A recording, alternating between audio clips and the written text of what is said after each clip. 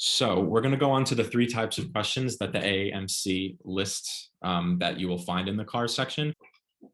Okay, so the three types of CARS questions according to the AAMC. This was from the website. So we're just going to go over one at a time and then look at an example and how it applies to the passage that we just read. So foundations of comprehension is the first type of question that you may see. It makes up about 30% of the questions that you're going to find in the CARS section.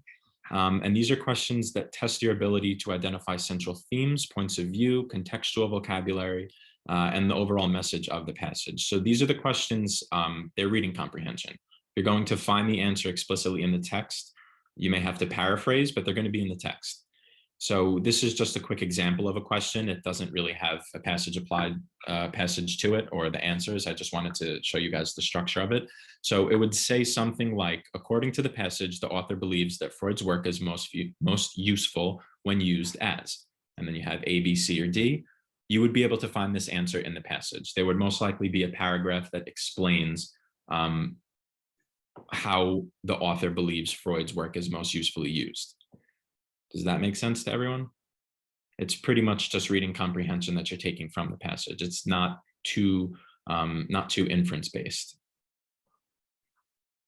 To our second type of questions, according to the AAMC. So the second one is reasoning within the text. And this also makes up about 30% of the questions that you're going to see on the CARS section.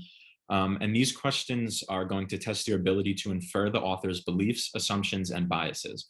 So example, using tone and mood to infer a thesis when it's not explicitly stated in the passage. So these, we're sort of taking the reading comprehension to the next step. We have to use what we see in the passage and infer what the author is saying in the passage.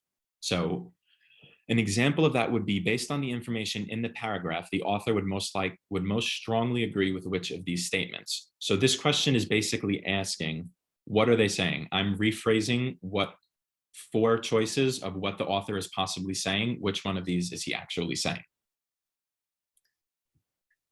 To our third question type. So this is reasoning beyond the text, and it makes up about 40% of the CARS section, so a little bit more than the other 2. But of course, each test is random and each test is different. But these questions are the ones that offer new information, and they test your ability to understand how it affects the passage, or how the passage will affect the new information. So this example, which of the following statements, if true, would most likely weaken the author's argument about Freud? In one full-length practice test, you will definitely see a couple of questions that are formatted like this. Which of the following statements, if true, would most likely weaken or would most likely strengthen the author's argument? You'll definitely see a couple like this. So it's important to understand that this is reasoning beyond the text.